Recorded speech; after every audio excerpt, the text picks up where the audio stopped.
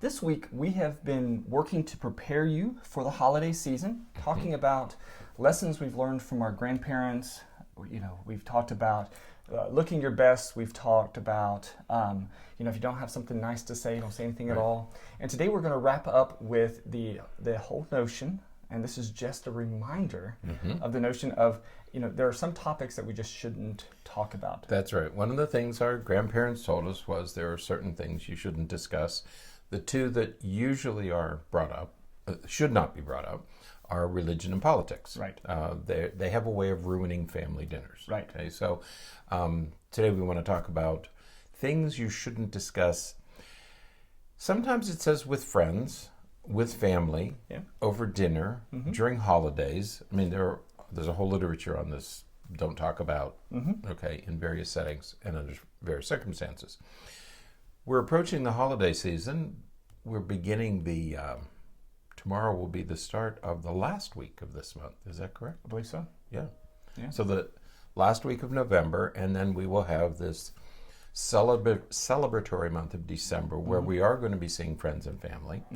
And the opportunity to ruin those events is ever present by bringing up these various topics. Okay? So that's what we're going to talk about today. Don't ruin your holidays. Don't raise your blood pressure, and don't alienate everybody around you by bringing up certain topics that are bound to do that. Absolutely. Now, there are a variety of such topics. Religion and politics are just two of them. They're just two of them, right? But we're mentioning them specifically because, of course, we had our recent election, but also because it is such a...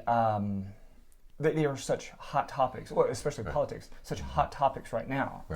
It seems as though everyone is talking about politics in one way or another. One way or another, it's become a very, very difficult topip.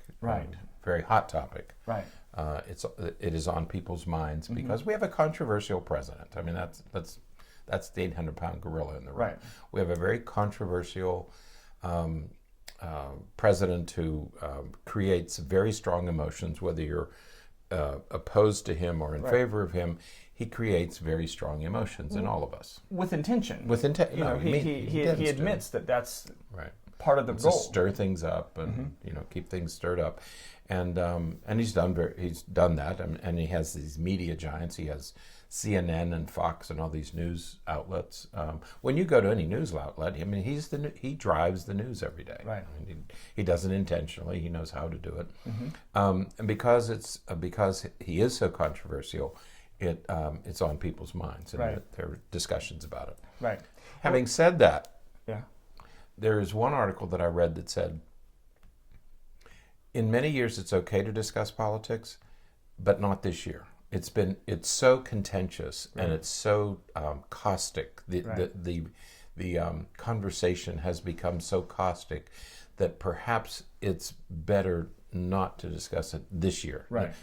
It's not that you can't ever discuss it, but maybe this year you should just not bring it up because the conversation has become so toxic. Yeah, we did a podcast a number of months ago about the divisiveness and everything that's happening because of politics. But you're right in that, especially in the current climate, we have to be careful, and that's because many times we have such difficulty separating ideas and beliefs as it relates to some political persuasions from the person that we're talking to.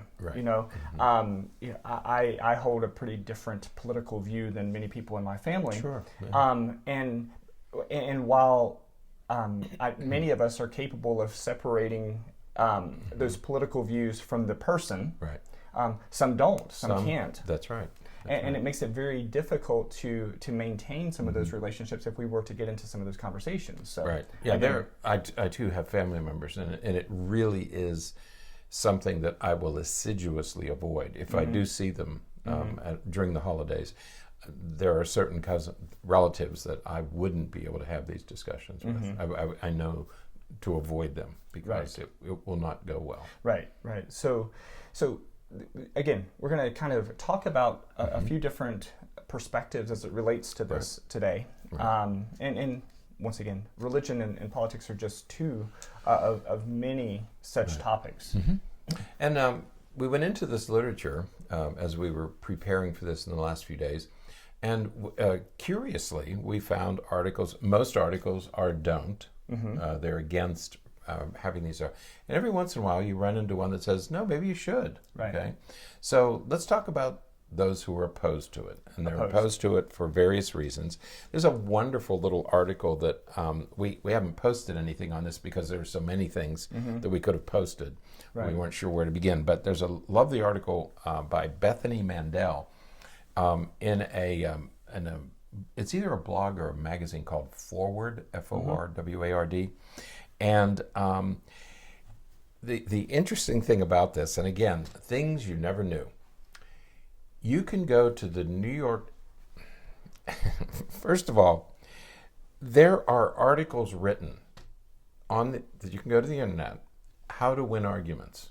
Yeah. Okay, so if you're preparing for, we just had Thanksgiving, but if you're preparing for a family event and you want some strategies and tactics, you can go to the internet and you'll find articles on how to win arguments. I think you can find articles on anything. Yeah, but would you have looked up?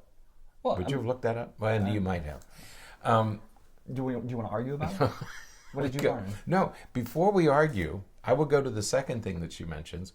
The New York Times website. New York Times I think it's a good publication. Not everybody agrees. They have a website that has an argument simulator that you can, you're smiling, that you can go to. And you can have simulated arguments in preparation for, Practice. You can practice. You can actually practice arguing so that when you enter, I think it's a terrific idea. when you enter these family discussions, if you're going to do it, you can enter these family discussions and you are ready. You have your talking points. You've got your note cards. You have everything prepared to win the argument. What would be great is to see this play out where somebody is sitting at Thanksgiving or Christmas dinner or something with family members, and they start an argument and they get their phone out. Let me get my notes. Got a notes, right? And they pull up their notes and they start flipping through. And then I thought you were going to say that, but here. And then your 80-year-old uncle doesn't have a phone, so he pulls out his note cards. Right? That's right. And he's using note cards, and somebody's using the notes on their phone. But you can actually prepare for these things, and that's a commentary. I mean, that is really a sad commentary. But what the other point she makes is, why are you, when you enter these discussions, why are you doing it? What's your goal? If your goal is to destroy your 80-year-old uncle or your 20-year-old niece, maybe you should rethink all that. Right. And the other valuable point that she makes is, people argue on the internet. You see these silly posts, where people get into these little arguments on the internet. But she makes the point that you're not seeing those people. Right. These are people you'll never see, you'll never talk to. So you can be as caustic and angry and nasty as you want. But a relative you're going to see again. First of all, you're going to have an entire dinner with this person. You're going to be together for 3 or 4 hours. Right. So if you're arguing about these very hot topics, you're not able to walk away as you do on the internet. Right. You are there unless you walk out, which sometimes happens. Right. Yeah. Unless you get angry and get in your car and drive away, you're going to be with this person for 3 or 4 hours. You can't destroy that for the sake of winning the argument. Right. I think that is the most important starting question, though. What is the intent of having this conversation? Right. Again, we've talked on previous podcasts about, is your goal to win the argument? Is your goal to persuade someone to change their mind? Is your goal to present your perspective? You really need to consider your goal. The goal of the conversation before you even start the conversation. Right. Because, if the goal, for example, is to convince someone to change their perspective, that is going to be, you're going to have to approach that discussion very differently than if you are wanting to destroy someone. If you're wanting to your family member or your friend's perspective, and you just want to Right. trash it. Right.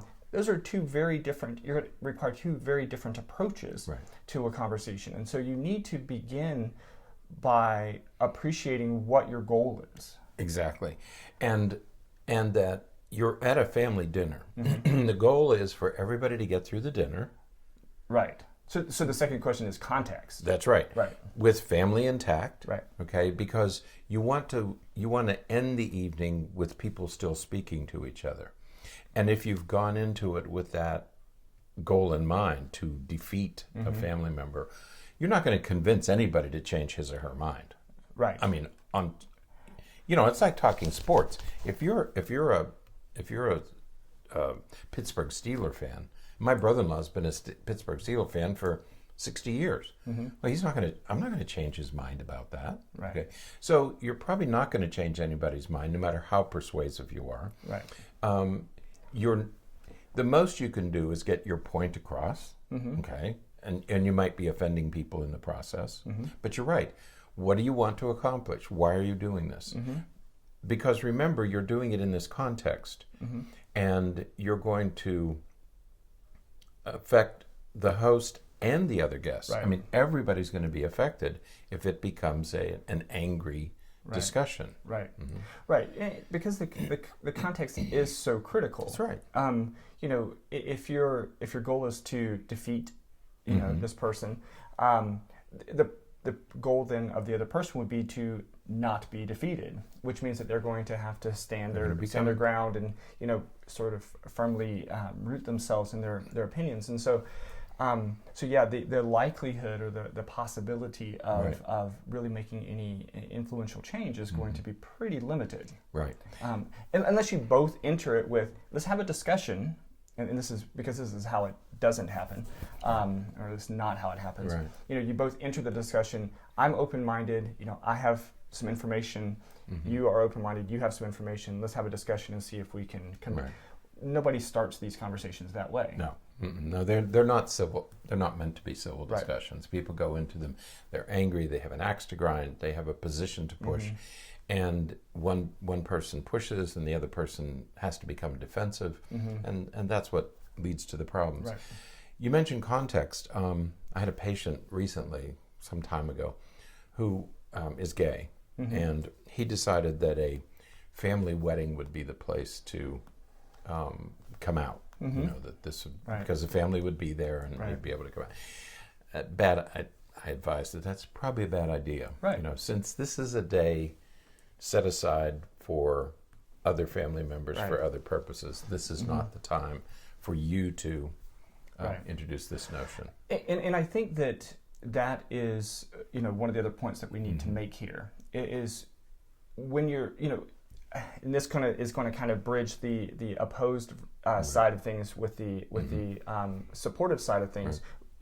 Not having these conversations, and the side that says it's good to have these conversations. Right. The bridge is context, I think. Right. Because Exactly. there are absolutely times when having these conversations is great.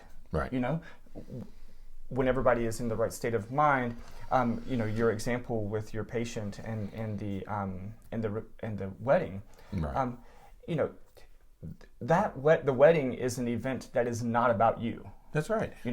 And so coming out at that time simply because everybody's present, that's not a time that you want to turn everybody's attention from the couple that's getting married to you. That's right.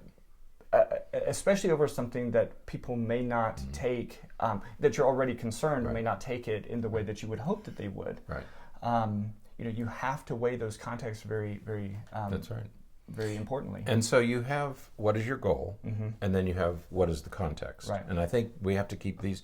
If the context is a wedding, clearly that's not the time for you to try to shine the light on you. The light should be clearly on the bride and the groom. Right. Okay. If it's a family dinner, the goal is to spend a little time together. What is the purpose of a family dinner? Right. What is the purpose of any dinner? If I'm going to invite somebody out for dinner, if I say, "Hey, Berney, let's go out and have lunch," that's supposed to be a pleasant interlude. You don't take somebody out to lunch to fire them. Right. Okay. I mean that's not the context. Right. It's not. It's done, but it's not very. It's not very nice. Yeah, let's go out to dinner and I'll in a public place so that you won't act out. So that you won't lose composure. But no, a family dinner is supposed to be a gathering where people who care about each other come together, and just like at the wedding, nothing should interfere with that purpose. Okay, so if your goal is to argue and win and have these knockdown, drag-out fights, that's not the place to do it. Right. I mean, there are other things. And as Miss Mandel said, remember that you guys are going to be getting together probably for the rest of your lives. Right. And so don't do things that are going to interfere with those relationships, because you're making it not only uncomfortable for the person you're attacking, you're making it uncomfortable for everybody there. Right. You know. So, and then you have a host who's put all this together, and it ruins the host's efforts. Right. So it has this carryover effect. Absolutely. Okay. So that's the don't do it part. Right. And then there's another. There's a researcher at APA. Her name, the American Psychological Association. Right. Her name is Vaile. I think it's Vaile, Vaile Wright. She's a researcher at the American Psychological Association, and she says, "Well, wait a minute. She advises, let's not avoid these arguments. Okay." She said, otherwise you're just talking about superficial things and you're not really revealing much about yourself, and she rightly claims that, for example, about 50% of children don't share their parents' views about politics or religion or anything else. It's children are becoming independent. They're separating from their parents, and they're becoming more informed. And more informed, right? Once you go to college, you start to get all these other opinions, and you bring those home, and there's a different vocabulary and different opinions and politics, and so there are these differences, and they should be discussed. Right. But she says there have to be some ground rules, and they're the obvious ones that we just talked about. Right. Okay. You don't attack. You don't verbally attack somebody. If you want to express an opinion, and I think it happens with boys and girls. It might be more likely to happen. Well, I don't know that there's any data on this with girls who go off to college and maybe come home, and it's maybe more of a shock for parents to hear their daughters using 4-letter words than it is for their sons to use 4-letter words. I don't know, but you don't have to rub anybody's nose in it. You can get your opinion across without verbally attacking the other person. Right. Okay. Also use I messages. We talk about I messages. That I believe that, or I feel this way about it. Again, you're not trying to change the other person. If you make a decision about your sexual or gender orientation, your politics, your economic philosophy, your political philosophy, all you have to do is say, I believe this. It's you're getting your opinion across. Right. You don't try to change your parents, right, or your family members or grandparents. Your goal isn't to change anybody else's position. It's simply to express your position. Right. Okay. Then you're on safe ground. Yeah. So there are a few ground rules. One that I think is really important is keeping the emotions in check. Right. Yep. For reasons that are a little bit confusing to me, I think we tend to tie in emotion so much to these things that are so far outside of our immediate world. I have pretty strong opinions. Just for example, I have pretty strong opinions about the way we should be handling the way I would like for us to be handling, if we're sticking within political domain, the immigration issue. I have some pretty strong, firm perspectives as it relates to that. But in reality, the immigration issue doesn't affect my immediate world. I don't live in a place or work in a field or a profession that is directly influenced in any significant way by the immigration issues. And so even though I have opinions about it, when I'm talking about it, I don't have to incorporate any strong emotion to it, because while I believe in certain human rights and things like that, it's not something that is going to, that I'm going to be, to wake up to tomorrow morning. That's right. And so there's no reason to bring emotion to that. Right. But yet, for some reason, so many of us do. And when we start to have some of these conversations, we get so emotional. And of course, as soon as we get emotional, we know from a neurobiological perspective that our reasoning and our ability to articulate and formulate facts become impaired. That's right. Because as you get aroused, you start to move toward fight or flight. Right. So it's a normal biological response. That as you become more agitated, more aroused, angrier, your blood starts to get shunted from the brain going to the extremities where it's needed. Because your brain doesn't know that this is just a political debate, not a running from a tiger. It doesn't make that distinction. Absolutely. And so we have to keep that emotion out of it so that we can have a discussion that's rooted in reality and fact-based information. We were talking earlier this morning as we were preparing for this podcast that, how many times does it happen where you're having a conversation with someone and perhaps you're in one of those debates where the person is trying to convince you of something or you're trying to convince them of something. And then all of a sudden we start getting into hypotheticals, or we start getting into, fake information, or I hate the term fake news, but just, made up things about a particular political person or a particular situation. And you just say, that's not real. That didn't really happen. Right.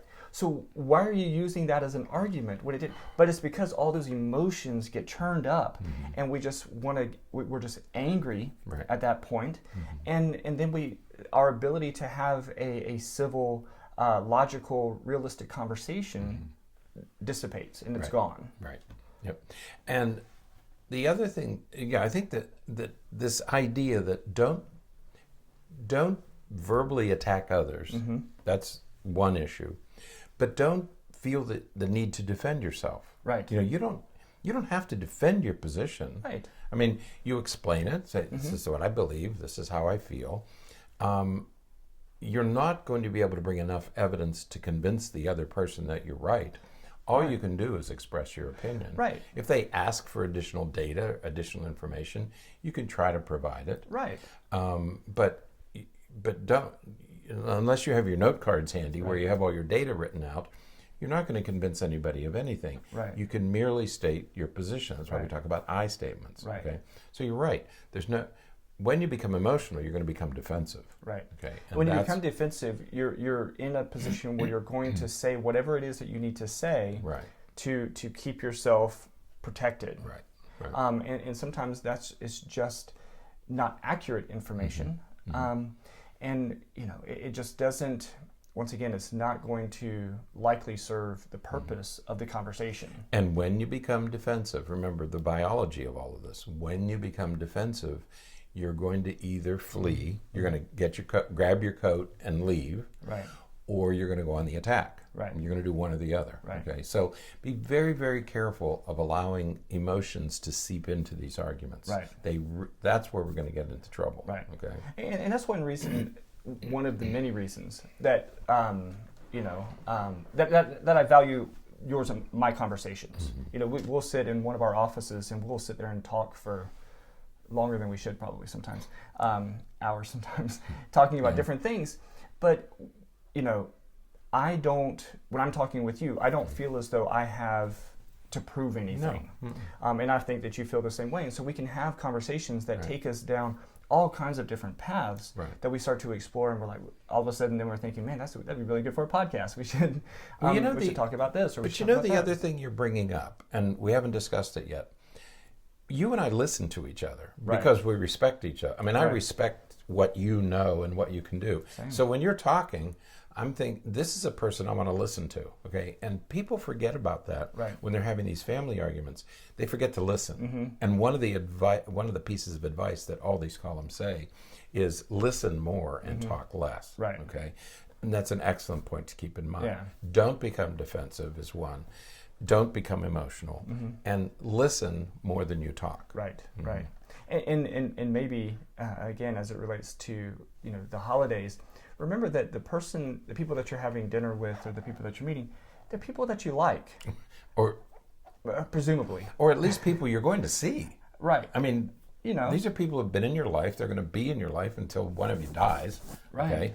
And so this isn't an internet exchange where you're not going to see this person again. Exactly. You're going to get together next Thanksgiving. Right. And Christmas and birthdays and funerals and other family events. Right. So be gentle. Now, here's a good piece of advice that I'm assuming it's Dr. Wright from APA gives. She says, when you enter these family events and things are going to come up, or if you feel the need to discuss things, because she's in the yes, go ahead and discuss them. Right. Prepare yourself to lose. Right.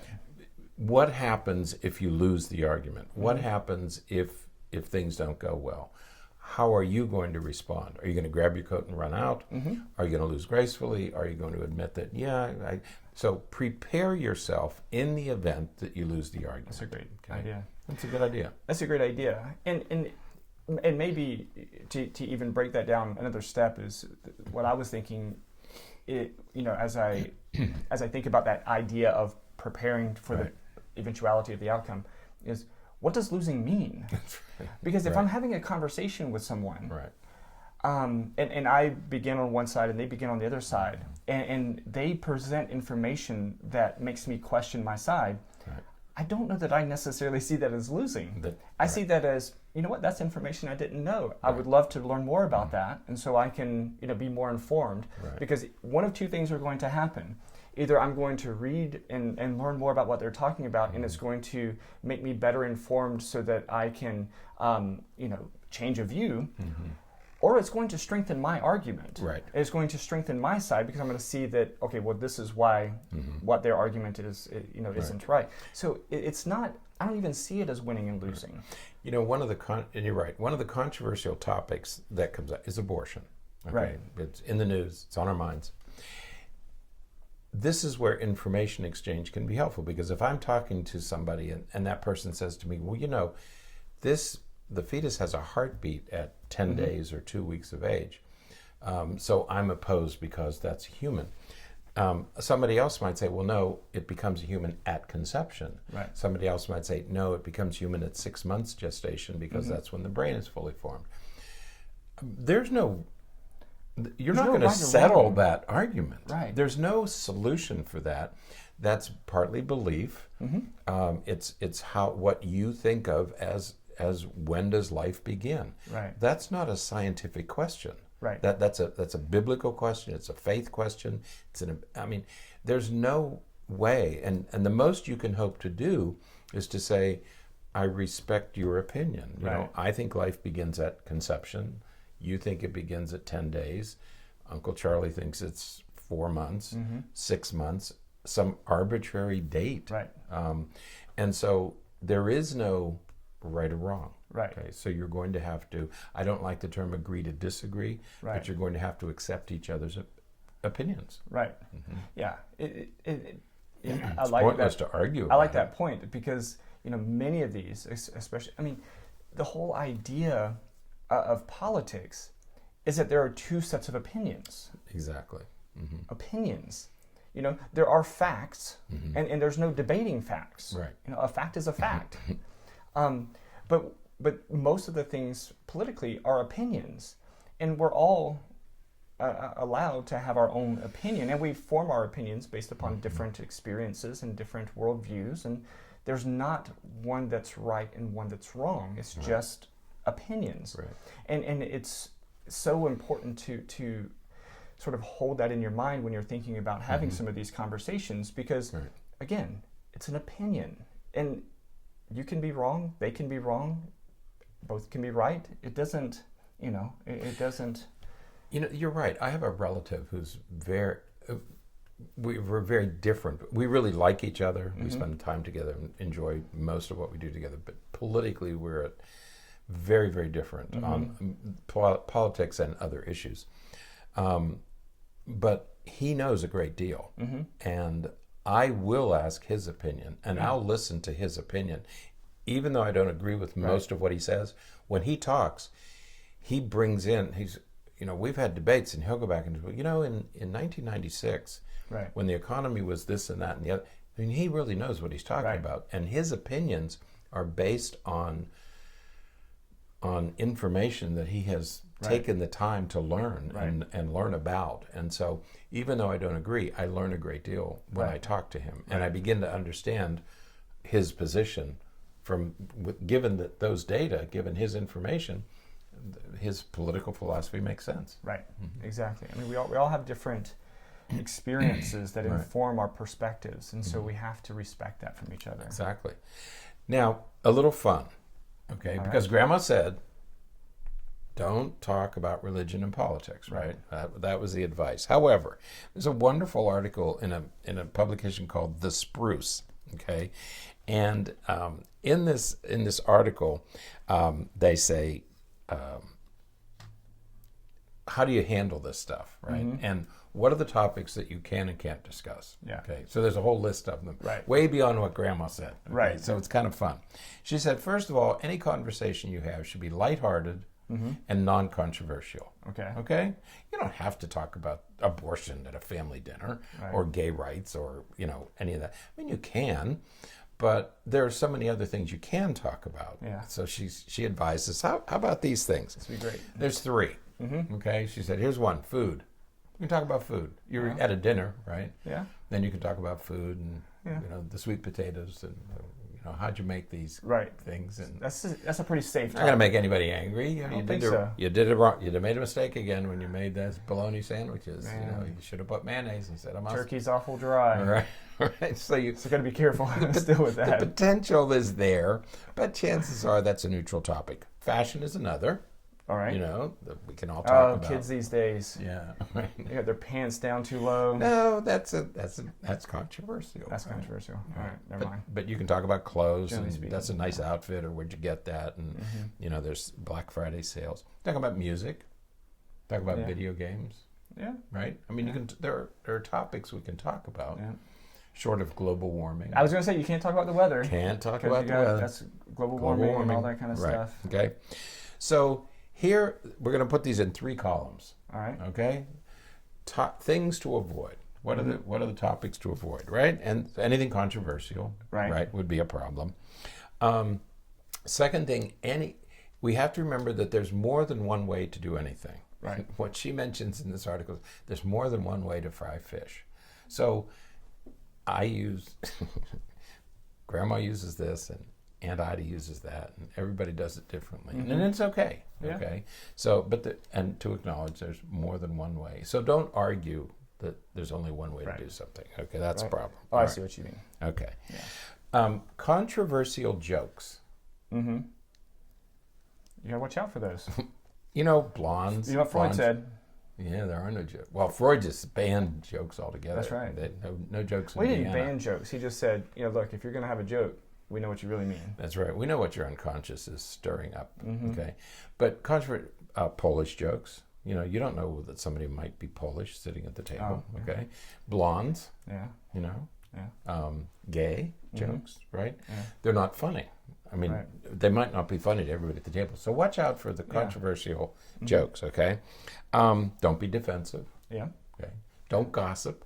Right? Good advice. These are things you shouldn't do. Don't brag. Okay? And don't avoid the need to correct people. Well, let me fix what you just said. I'm just checking. Oh, right. See. You have a need to correct others. That's right. And there are people who do that. They're like the language police. So they're waiting for somebody to make a mistake. Oh, you meant this, or you meant that. Or don't be correcting other people. Everybody heard the mistake, and we can tolerate it. And, so leave it alone. Right? Okay. So those are things you shouldn't do. Those are like the unpleasant things. Right. Those are things that make you uncomfortable. Now, here are some things that you might want to avoid. Okay. Your medical problems. Nobody cares. Nobody cares about your medical problems, right? Yeah. They may be pretty profound, but it's like, let's not sit at the dinner table and talk about that. Right. It's not. We don't, especially if it's digestive or elimination problems. Okay. Elimination problems. There are certain things that you probably don't want to bring up. Now, having said that, my daughter had a tonsillectomy.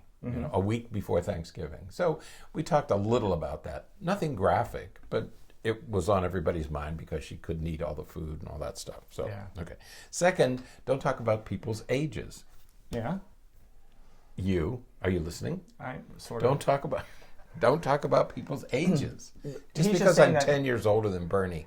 He's saying that because this is his 153rd Thanksgiving celebration. Yeah, my daughter asked me. What were the pilgrims like? They asked me about the pilgrim. What was the food like at that first Thanksgiving? I wonder how they cooked the turkey. That's right. Oh, it wasn't over propane. Politics, of course, and religion are the other two. So medical, age, politics, religion. Sometimes, now these are sometimes topics. Things that are maybe okay, all right. Maybe not okay. All right, current events. Yeah, unless it's politically related. Depends how you approach it, right? Yeah. I mean, I like to sit with people who are up on things and know about things and say, hey, have you heard this or have you heard that or did you know this or did you know that?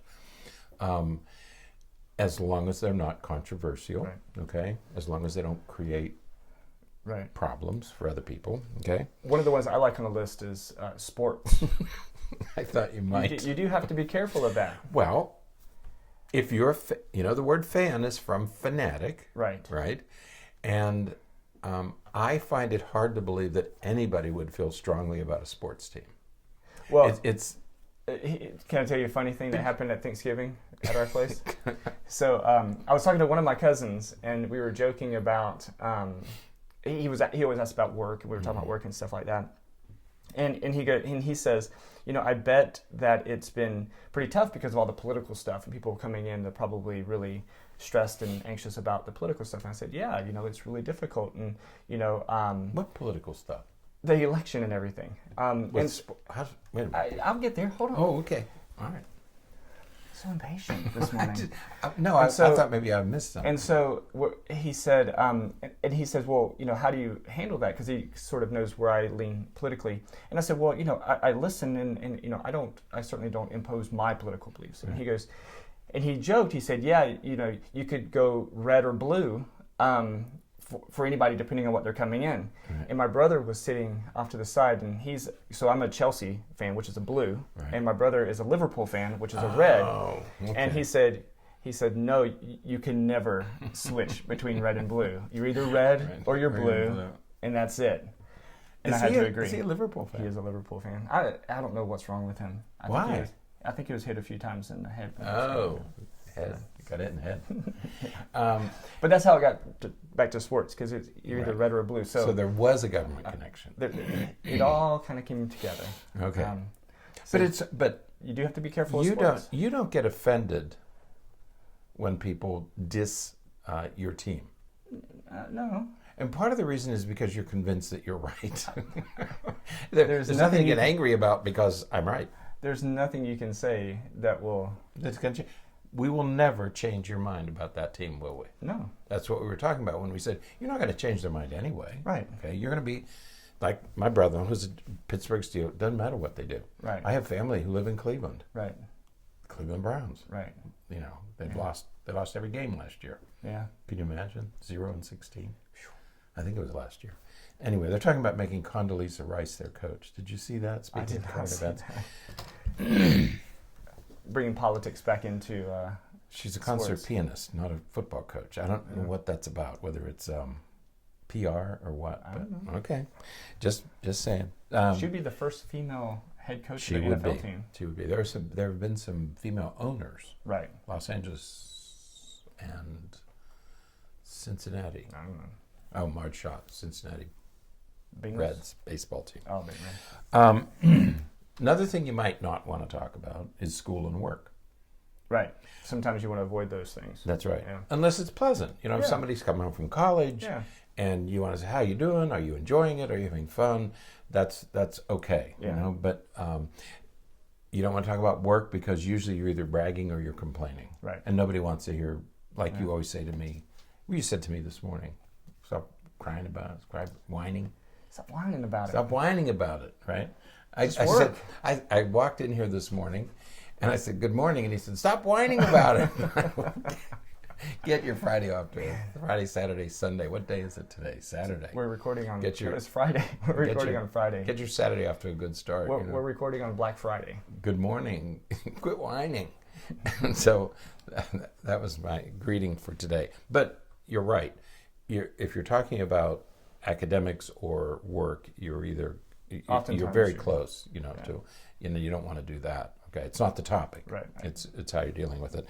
And then the last is the price of anything. Right. Okay. Back in my day. Right. Or guess how much I paid? Oh, it was only $2,800. Do you like these glasses? I had to pay $500 for them. For glasses? Sunglasses? Richard, what are you spending $500 for glasses for? I have a pair of sunglasses that's 30 years old that my father-in-law left in his car. I don't spend money on sunglasses. You have more expensive sunglasses. I haven't bought a pair of sunglasses for I don't have any sunglasses. 30 years.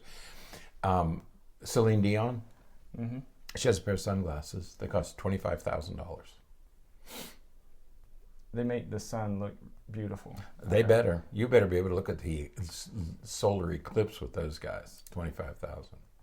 Okay. It's probably not advisable. They're probably ones that you can only wear inside. That's true. You can't go swimming with them. It's just for fluorescent lights. Don't go canoeing with those guys. That's right. They'll be at the bottom of the river. Falling over the edge. Right. I'd be so angry. Where are my glasses? You could have bought a car. Don't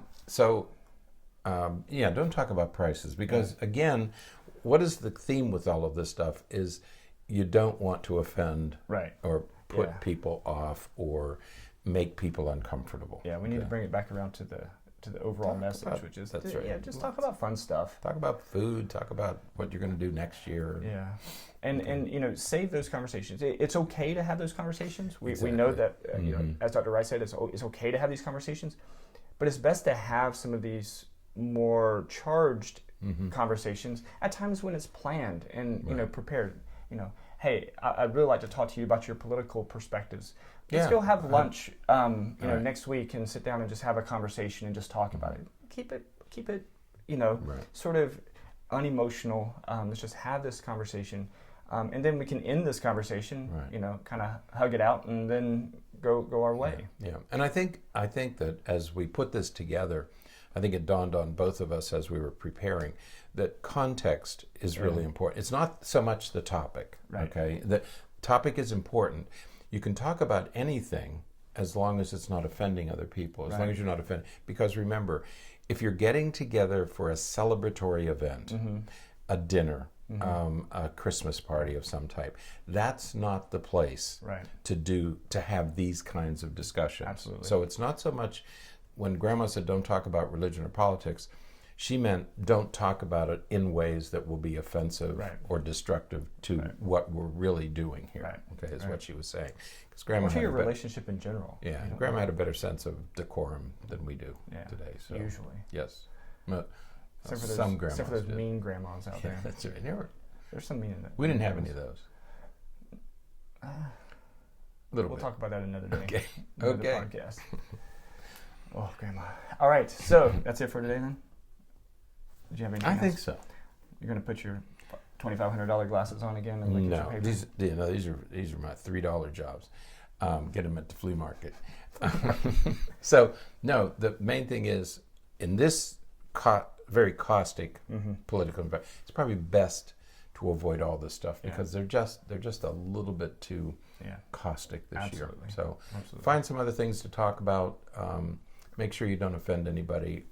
It doesn't matter what. And go to the argument simulator and get unbelievable. Cards, right? That was unbelievable to me. You go to an argument simulator so you can practice. Oh, that's fantastic. We need an app for that. Goodness gracious. All right, that is it for today. Until next time, stay happy, stay healthy, and forget to be afraid.